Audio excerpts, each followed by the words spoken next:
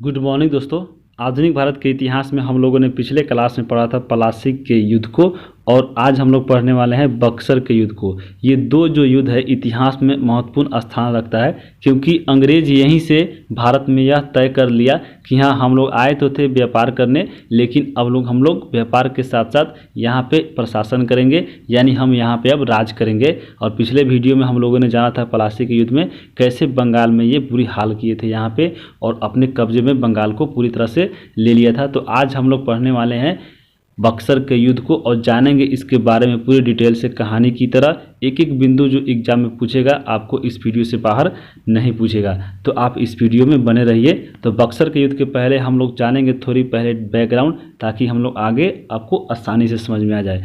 तो हम बात करेंगे 1757 में प्लासी की युद्ध लड़ा था अंग्रेज़ों ने, और यह अंग्रेज़ों और सिराजुद्दौला के बीच में हुआ था। और यह युद्ध अंग्रेज जीत चुका था, क्योंकि अंग्रेज़ों ने छल कपट एक संयंत्र किया था इसमें। और क्या किया था, जो सिराजुद्दौला का जो मुख्य व्यक्ति था, इसका जो सेनापति था, उसका नाम था मीर जाफ़र। मीर जाफ़र को अंग्रेज़ों ने घूस देकर लालच दिया और अपनी तरफ मिला लिया, और इसको बोला कि आप हमको युद्ध जिताइए, मैं आपको बंगाल का नवाब बना दूंगा। और वैसा ही हुआ। अंग्रेजों युद्ध जीतने के बाद मीर जाफ़र को बंगाल का अगला नवाब घोषित कर दिया गया। और यह 1757 का प्लासी युद्ध जब खत्म हो गया तो ब्रिटिश ईस्ट इंडिया कंपनी ने बंगाल का पहला गवर्नर नियुक्त किया था बंगाल को चलाने के लिए। उस व्यक्ति का नाम था लॉर्ड क्लाइव, और लॉर्ड क्लाइव वही व्यक्ति था जो अंग्रेज़ों की तरफ से प्लासी के युद्ध में मुख्य भूमिका निभाया था और यह लड़ा था। फिर जब बक्सर का युद्ध जब जीत जाएगा तो फिर इसको ब्रिटेन से बुलाया जाता है भारत पर फिर से अपने शासन को चलाने के लिए, देखरेख के लिए। और प्लासी के युद्ध जीतने के बाद मीर जाफ़र को अंग्रेज़ों ने बंगाल का नवाब घोषित कर दिया। यह 1757 से लेकर 1760 के बीच में बंगाल का नवाब बना रहा। और मीर जाफ़र खुद अपने दम पर अंग्रेज़ों को हराकर जैसे नहीं बना था बंगाल का नवाब, यह अंग्रेज़ों द्वारा एक बनाया गया कठपुतली था बंगाल के लिए। और यह इसलिए बनाया ही गया था ताकि हम यहाँ पे भारत के नाम का शासन रहे और अंग्रेज़ यहाँ से धन लूट सके। तो यह भी खूब किया और 24 परगना अंग्रेज़ों को दीवानी प्राप्त दे दिया। यानी परगना माने होता है गाँव का समूह, यानी 24 गाँवों का समूह अंग्रेज़ों को दे दिया। यानी अंग्रेज़ को यहाँ से 24 परगना गांव से जितनी भी यहाँ पे कर प्राप्त होती थी वो सभी अंग्रेज को डायरेक्ट जाती थी। तो मीर जाफ़र ये काम किया था। और मीर जाफ़र के समय बंगाल का खजाना यहाँ पे कम होता चला गया। और मीर जाफ़र को यह पता चला कि हाँ, हमारे हाथ में कुछ नहीं आ रहा है, अंग्रेज हमको परेशान कर रहे हैं। तो मीर जाफ़र एक काम किया, वह जाकर मिला डचों से। यह डचों से जाकर संपर्क किया और बोला कि क्यों ना हम और आप मिलकर अंग्रेज़ों को यहाँ से भगा दिया जाए, ताकि हम आप और यहाँ पे रह के व्यापार करेंगे अच्छे से और यहाँ पे लाभ कमाएंगे। तो फिर अंग्रेज़ों को जब ये पता चले कि हाँ, मीर जाफ़र जाकर डचों से मिला है और हमारे खिलाफ षड्यंत्र लड़ रहा है, तो ये दोनों को सज़ा भुगतनी पड़ी। और सज़ा क्या थी, तो मीर जाफ़र को क्या किया, गद्दी से हटा दिया और डचों से एक युद्ध लड़ा जो 1759 का युद्ध हुआ। और वह युद्ध बहुत महत्वपूर्ण था, वह था वेदरा का युद्ध। वेदरा के युद्ध में अंग्रेज़ों ने डचों को हरा के यहाँ इसका पत्ता यहाँ पे काट दिया कि चुपचाप रहो, तुम यहाँ पे व्यापार करो, नहीं तो तुमको भी यहाँ से भगा दिए जाओगे। उसके बाद जब मीर जाफ़र को यहाँ से हटा दिया 1760 में, तो उसी समय एक युद्ध लड़ा वांडीवास का युद्ध। वांडीवास का युद्ध लड़ा था 1760 में, और इसमें अंग्रेज़ों ने फ्रांसीसियों को हरा दिया। तो यहाँ पे देखिए, डचों को भी अंग्रेज़ों ने हरा ही दिया यहाँ पे 1759 में, और फिर 1760 में फ्रांसीसियों को भी हरा दिया। इनको जब मीर जाफ़र को यहाँ पे हटा दिया कि देखा कि यह मेरे लायक नहीं है, हमको यहाँ से धन की प्राप्ति में यह अकरण। और मीर जाफ़र के बाद अगला नवाब बनाया गया बंगाल का मीर कासिम को। मीर कासिम भी अंग्रेज़ों का कठपुतली था, क्योंकि यहाँ पे इसको भी अंग्रेज़ ने खुद यहाँ पे बंगाल का नवाब बनाया था। लेकिन मीर जाफ़र से बहुत ही सुझाव वाला व्यक्ति था, यह बहुत ही चालाक व्यक्ति था। यह सबसे पहले बनते ही यहाँ तो सबसे शुरू में जब बना बंगाल का, तो ये भी जानता था कि हम यहाँ पे खुद अपने दम पे नहीं, अंग्रेज़ों के दम पे बंगाल के नवाब बनाए गए हैं। और इसका कार्यकाल था 1760 से लेकर 1763 के बीच में, और 64 में लड़ा गया था बक्सर का युद्ध। जो इसके बाद का जो आएगा अगला बंगाल नवाब, उसके समय लड़ा जाएगा ये बक्सर का युद्ध। तो ये सबसे जब पहले जब बंगाल का नवाब बना मीर कासिम, तो बनते ही वर्धमान, चटगांव और मैदानपुरी, ये जो 3 जगह थी, इसकी दीवानी अंग्रेज़ों को दे दिया कि हाँ, आप यहाँ से जितने भी पैसा आएगा हम आपको यहाँ पे वसूल कर दे देंगे अंग्रेज़ आपको।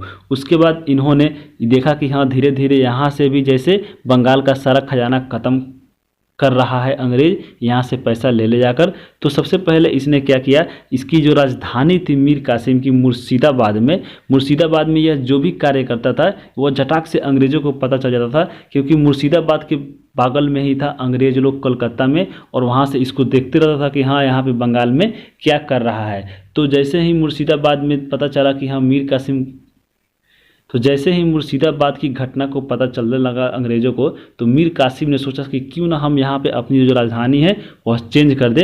तो इन्होंने एक राजधानी चेंज किया, मुर्शिदाबाद से चेंज कर दिया राजधानी मुंगेर में, जो मुंगेर अभी वर्तमान में बिहार का एक ज़िला है। वहाँ पे मीर कासिम ने अपनी राजधानी को बदल दिया, और यहाँ पर जैसे मुंगेर में जो राजधानी बदला वहाँ पे अपने सैन्य शक्ति बढ़ाई, और यहाँ पे अपने सैनिकों को संरक्षण भी देने लगा, और वहाँ पे उसको युद्ध प्रशिक्षण भी देने लगा, ताकि हम यहाँ पे अंग्रेज हमारे खिलाफ अगर कोई भी आवाज़ उठाए तो हम ये बोल सके, उसके खिलाफ खड़ा हो सके। और एक काम और किया, जैसे 1717 का अगर बात की जाए, जिसमें फर्रुखसियर ने मैग्ना कार्टा वाला घोषणा पत्र जारी किया था, जिसमें बंगाल, बिहार, उड़ीसा और यहाँ पे मुक्त व्यापार अंग्रेज़ों को दे दिया था कि आप जितना भी व्यापार करना चाहें वहाँ पे व्यापार कर सकते हैं। तो फिर इन्होंने भी एक वहाँ पे जारी कर दिया कि केवल अब से 1717 का जो फरमान था वह अंग्रेज़ों के लिए नहीं बल्कि पूरे भारतीयों के लिए भी यह चालू हो गया। यानी अब भारतीय भी अगर व्यापार करते बंगाल में तो उनको भी टैक्स नहीं लगता था। इससे क्या हुआ कि अब जो व्यापार करते थे व्यापारी लोग भारत के भी, उनको भी यहाँ पे नाफ़ा होने लगा, और यहाँ पे अंग्रेज़ों को जो भी इनसे ज़्यादा नाफ़ा होता था उनको कम होने लगा। और 1717 का जो फरमान था फर्रुखसियर द्वारा, इसका प्रभाव कम होने लगा।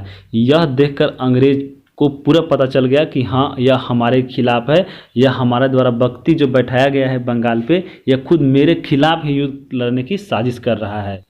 तो इस साजिश को देखते हुए अंग्रेज़ों ने मीर कासिम के साथ युद्ध किया, और मीर कासिम को अपने युद्ध में उसमें हरा दिया और यहाँ से उसको भगा दिया। लेकिन मीर कासिम वहाँ भी अपनी हार नहीं माना, और यह हारने के बाद भी वह जाकर सबसे पहले जाता है अवध। अवध में कौन होता है तो देखिए, यह रहता है उस समय का बंगाल, और बंगाल के ऊपर देखिए यहाँ पे आपको मिलेगा ग्रीन कलर का, ये है अवध, और यहाँ पे एक केंद्र सत्ता थी जो दिल्ली थी। तो यहाँ से क्या किया जाए, यहाँ से जो था मीर कासिम को यहाँ पे युद्ध में हरा दिया जब अंग्रेज़ों ने, तो यह पहुँचा अवध। अवध का उस समय प्रशासक था, यानी जो वह था शुजाऊ दौला से जाकर यह मिला और इससे बोला कि देखिए हम और आप जब तक ये इस अंग्रेज़ों को यहाँ से नहीं भगाइएगा तब तक आप लोग शांत यहाँ पे नहीं बैठ सकते हैं। तो फिर जब शुजाऊ दौला को यह पता चल गया कि हाँ यह सही बोल रहा है, तो शुजाऊ दौला और फिर ये मीर कासिम, ये दोनों मिलकर जाता है केंद्र में, यानी केंद्र में जो मुग़लों के पास जाता है, और उस समय मुग़ल बादशाह रहता है शाह आलम द्वितीय।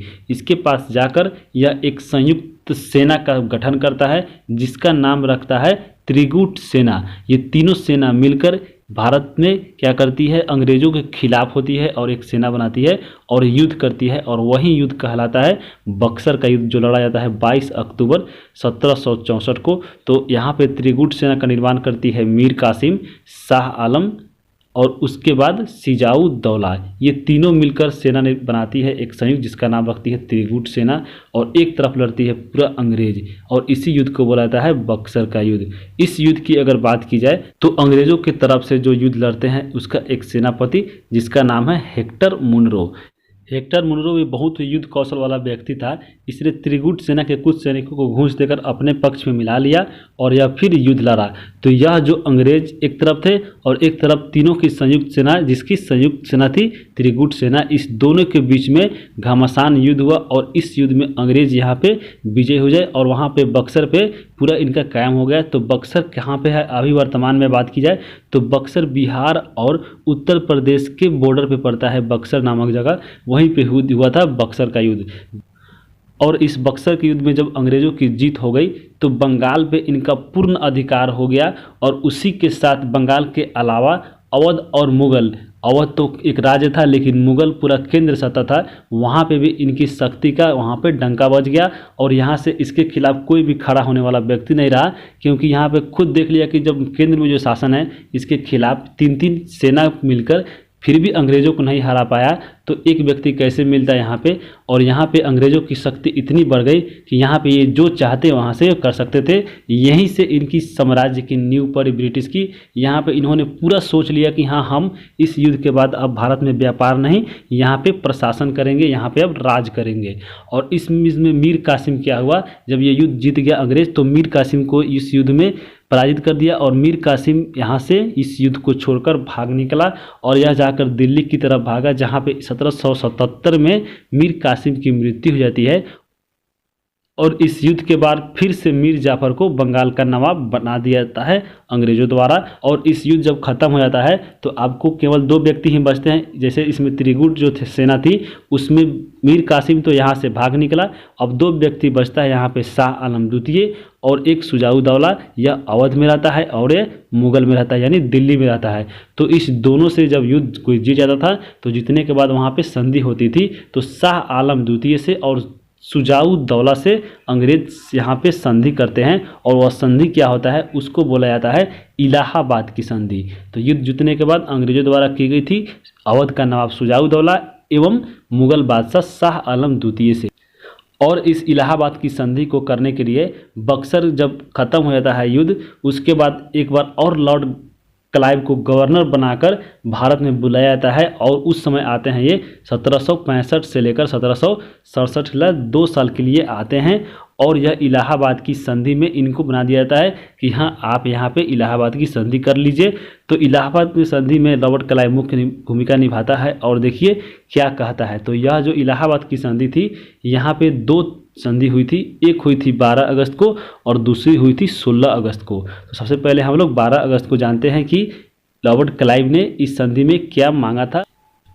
इस संधि के तहत अंग्रेजों को बंगाल, बिहार और उड़ीसा की पूर्ण दीवानी प्राप्त हो गई, क्योंकि इससे पहले बंगाल, बिहार, उड़ीसा से जो भी कर प्राप्त होता था, जो भी धन यहाँ पे इनको मिलता था टैक्स के रूप में, इसमें से कुछ पैसा जो था वह मुगलों को भी जाता था। लेकिन अब से यह मुगल को भी पैसा बंद कर दिया और अंग्रेज पूरा बंगाल, बिहार, उड़ीसा का पूर्ण दीवानी प्राप्त कर लिया, यानी जितना भी धन आता था वह यानी अंग्रेजों के पास ही आने लगा। उसके बाद आगे इस संधि के तहत रॉबर्ट क्लाइव ने शाह आलम द्वितीय से बोला कि आप हमें सुजाउद्दौला से 2 क्षेत्र लेकर हमको दीजिए। वह 2 क्षेत्र कौन था? इलाहाबाद और कड़ा। ये दोनों क्षेत्रों को सुजाउद्दौला से मांगकर देने के लिए बोला अंग्रेजों ने। और उसके बाद बोला कि अंग्रेज कि हम आपको पेंशन पे रखेंगे, आपको चुपचाप बैठ के वहाँ पे रहना है, आपको हम कुछ पैसा महीना में दे देंगे, उसी में आपको काम चलाना है। तो यहीं से मुगल शासकों को पेंशन पर जाने लगा रखा। वहाँ से बंगाल से इनको अब कर से कोई मतलब नहीं था, इनको केवल महीना से मतलब था, यानी पेंशन से मतलब था। उसके बाद ये ख़त्म हो गया जब इनका 12 अगस्त को शाह आलम द्वितीय से यह संधि। उसके बाद ये जाते हैं सुजाउद्दौला के पास और सुजाउद्दौला से फिर करते हैं इसके 4 दिन बाद यानी 16 अगस्त को यह द्वितीय संधि होती है इलाहाबाद की, और इसमें सुजाउद्दौला रहता है। सुजाउद्दौला से देखिए क्या क्या कहता है रॉबर्ट क्लाइव। इलाहाबाद और कड़ा का क्षेत्र अंग्रेजों को दिवाया, क्योंकि जाना था पहले ही यहाँ पे इसको बोल गया था। तो इलाहाबाद और कड़ा क्षेत्र अंग्रेजों को यह दिवा दिया कौन? शाह आलम द्वितीय सुजाउद्दौला से। उसके बाद चुनार का जो किला था उस समय जो महत्वपूर्ण था अवध के लड़ाई के लिए, तो चुनार का किला भी अंग्रेजों ने ले लिया। फिर उसके बाद अवध में कर मुक्त व्यापार हो गया, जैसे यहाँ पे बंगाल, उड़ीसा, बिहार में होता था। तब से वहाँ से अवध में भी यह व्यापार शुरू होने लगा और अवध में अंग्रेजों ने सैनिकों रखना शुरू कर दिया इसकी देखरेख के लिए और कुछ पैसा इनसे लेने लगा।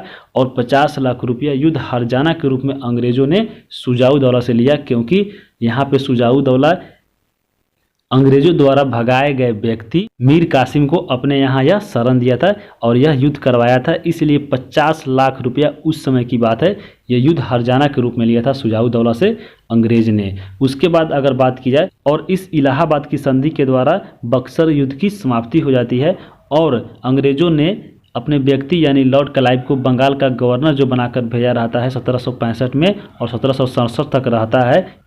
और बक्सर युद्ध जीतने के बाद रॉबर्ट क्लाइव ने बंगाल में एक शासन चलाया जिसको बोला जाता है द्वैध शासन। द्वैध शासन क्या था? जो 1765 से लेकर 72 तक चला था। द्वैध शासन का मतलब होता है, द्वैध मैंने देखिए होता है 2 और शासन मैंने शासन करना, यानी 2 व्यक्तियों का शासन ही द्वैध शासन कहलाता है। इसमें 2 व्यक्ति कौन था? एक तरफ था नवाब और दूसरा था अंग्रेज। यहाँ पे नवाब का काम था बंगाल में कि हाँ आप प्रशासनिक कार्य देखेंगे और जितना भी यहाँ से पैसा आएगा वह अंग्रेज लेंगे। यही था द्वैत शासन। और यहाँ पे बताइए, अब जो भी पैसा आता था नवाबों के पास वह जाकर दे देता था अंग्रेज को, और अंग्रेज यहाँ पे पैसा लेकर सब भेज देते थे ब्रिटेन या अपनी सेना को मजबूत करने में लगाते थे। और यहाँ पे नवाब जितने भी प्रशासनिक कार्य था वो देखते थे। अब इनको पैसा उतना मिलता नहीं था और प्रशासनिक कार्य अच्छा से होता नहीं था और कृषि कार्य भी ठप पड़ गया। और इसी द्वैत शासन का नतीजा हुआ 1770 में कि बंगाल में पड़ा भयंकर अकाल और यहाँ पे लाखों लोगों की मृत्यु हो जाती है इसी द्वैत शासन की वजह से। तो इस द्वैत शासन को अब तक इतिहास में सबसे बड़ा भ्रष्ट शासन अगर कोई बोला जाता है तो यह द्वैत शासन ही बोला जाता है, जो रॉबर्ट क्लाइव द्वारा लगाया गया था 1765 से लेकर 1772 के बीच में। इसके 2 साल बाद यानी 1767 में रॉबर्ट क्लाइव वापस ब्रिटेन चला जाता है और 1774 में आत्महत्या करके वह खुद अपने मर जाता है, क्योंकि यहाँ पे उसको खुद एहसास हो जाता है कि हाँ हमने कितने भारतीयों पे अत्याचार किया है। और इसके बाद 1767 के बाद 2 व्यक्ति और आते हैं बंगाल का गवर्नर बनकर, उनका कोई महत्वपूर्ण योगदान नहीं रहा इनके खिलाफ। उसके बाद अंग्रेजों द्वारा बंगाल का गवर्नर एक महत्वपूर्ण व्यक्ति को बनाकर भेजा जाता है ब्रिटेन से और वह रहता है वारेन हेस्टिंग, जो 1772 में बंगाल का गवर्नर बनता है। और वह आते ही 1772 में सबसे पहले देखा कि यहाँ पे कितना अराजकता फैल गया है, वह द्वैत शासन को समाप्त कर देता है। तो द्वैत शासन को चालू किसने किया था? रॉबर्ट क्लाइव ने। लेकिन यहाँ पे समाप्त किसने किया? वह किया वारेन हेस्टिंग ने। ये आपको याद रखना है। 1765 में चालू हुआ और 1772 में समाप्त किया था। तो 1772 में बंगाल का गवर्नर बन के आ गया वारेन हेस्टिंग। तो उसी समय आया था रेगुलेटिंग एक्ट और इस एक्ट के तहत बंगाल के गवर्नर जो थे वह गवर्नर जनरल कहे जाने लगे। तो यह आगे हम जब पढ़ाएंगे गवर्नर जनरल, वहाँ पे आपको अच्छे से इसको समझाना पड़ेगा। तो यहाँ पे वारेन हेस्टिंग की बात की है तो वह बंगाल का अंतिम गवर्नर था और प्रथम गवर्नर जनरल भी था, आपको याद रखना है। उसके बाद बक्सर के युद्ध जीतने के बाद अब यह वास्तविक रूप से ब्रिटिश साम्राज्य वहाँ पे स्थापित हो गई थी बंगाल में, क्योंकि वहाँ पे अब दूसरा कोई इसके खिलाफ खड़ा होने वाला नहीं था। यहाँ पे जो भी अब कर आता था पूरा का पूरा कर यहाँ पे अब अंग्रेजों को ही जाता था और यहाँ से वास्तविक रूप से ब्रिटिश का साम्राज्य स्थापित हो गया था बक्सर युद्ध के बाद। तो याद रखिएगा। और यहाँ पे मीर जाफर के समय जब यह युद्ध हुआ था तो मीर जाफर 1763 से लेकर 1765 के बीच में बंगाल का नवाब बना रहा। और मीर जाफर ने क्या किया? तो मीर जाफर उसके बाद जब फिर ये दोबारा बन गया था, क्योंकि मीर कासिम युद्ध से भाग गया था, उसकी मृत्यु हो गई थी और इस युद्ध जीतने के बाद फिर से मीर जाफर को बना दिया गया था बंगाल का नवाब। और ब्रिटिश कंपनी से यह केवल नमक कर लेता था, नमक कर वो भी 2.5%, यहाँ पे 25 नहीं होगा। मीर जाफर 2.5% केवल नमक कर लेता था और उसके अलावा यह सभी पर छूट दे दिया था अंग्रेजों को। उसके बाद इसके समय ही बक्सर युद्ध हुआ था। तो पूछ सकता है एग्जाम में बक्सर युद्ध किसके समय हुआ था? तो वह हुआ था मीर जाफर के समय में, क्योंकि युद्ध के पहले ही मीर कासिम भाग चुका था और उसके बाद ही मीर जाफर को बना दिया गया था। और उसके बाद बात की जाए तो मीर जाफर का एक बेटा था निजामुद्दौला, उसके बाद शासक बना। इसके बाद वह 1766 से लेकर 1770 तक रहा। फिर उसके बाद एक और व्यक्ति बना बंगाल का नवाब और वह बना सैफुद्दौला, और यह बंगाल का अंतिम नवाब था जो 1770 से लेकर 1775 तक यहाँ पे शासन किया। उसके बाद धीरे धीरे अंग्रेजों का यहाँ पे पूर्ण अधिकार हो गया, बंगाल के पद को समाप्त कर दिया और वहाँ पे ये पूरा बंगाल को अपने कब्जे में ले लिया। और वहाँ से धीरे धीरे एक एक करके वहाँ से जितने भी भारतीय जो छोटे छोटे राज थे, जैसे वहाँ पे आपको मैसूर, मराठा, सिख, इन सभी पर धीरे धीरे अधिकार करने लगे। तो आगे हम मिलेंगे इसी क्लास में और यहाँ पे वीडियो को रोकते हैं। तो आप अगर चैनल पे नए हैं तो चैनल को सब्सक्राइब कर लीजिए और इसका PDF अगर प्राप्त करना है तो टेलीग्राम पर जाके स्टूडेंट जलखाना सर्च करके आप वहाँ से ज्वाइन हो जाइए और इसका PDF भी प्राप्त कर लीजिए। तो यहाँ पे रोकते हैं वीडियो को। धन्यवाद।